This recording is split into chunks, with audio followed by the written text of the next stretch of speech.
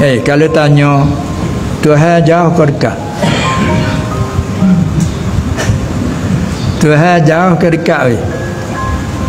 Dekat. Nampak tak? Tak. Terasa tak terdekat?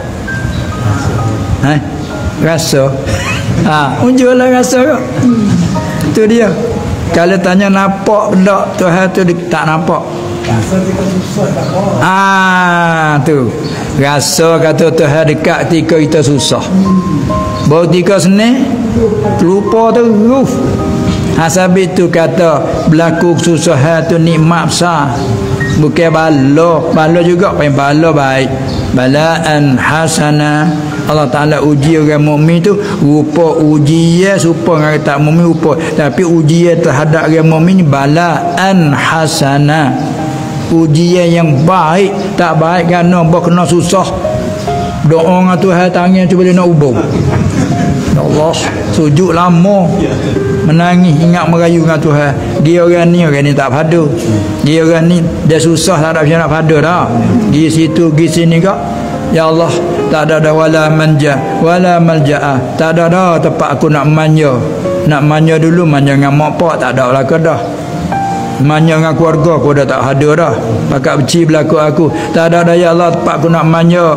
Wala malja'a, tempat aku nak bertupu, tempat aku nak pung masa kapung. Illa ilaik, malaikatnya padamu ya Allah. Berasa dekat. Nah itu kan. Habis ni kata ujian terhadap kita orang ini ujian yang paling elok. Sebab Tuhan dekat, pada hakikatnya dekat. Setengah nama Tuhan Al-Qarib. Kan ada ayat tu, wa idza sa'alaka ibadi anni Muhammad, apabila tanyakanmu tentang aku ni, kerana orang tanyamu, ya Rasulullah, Tuhan kita jauh ke dekat? Kalau jauh dia nak laung, kalau dekat nak bisik. Turun ayat wa iza sa'alaka ibadi anni, apabila tanyakanmu Muhammad dari aku ni oleh hamba-hamba aku tanya tentang aku, mu jawab nah. Wa iza sa'alaka ibadi anni fa inni qarib, ai faqul, mu jawab Muhammad kata inni, sesungguh aku, tengok taukid, tak ada tahu qarib saja. Inni, sesungguh aku qarib. Terus dia panggil apa qarib? Kelai. Aku ni dekat. Aku ni dekat. Pas nampak ke tak? Tak. Terasa ke tak? Kalau terasa tu ada pandat panggil musyahadah kita tu. Berasa tu Tuhan ni dekat. Pas tak berlawan ayat ni setengah pada ayat boleh jadi medali. Pas dekat. Pas dekat kita di mana ni? Kita di sini.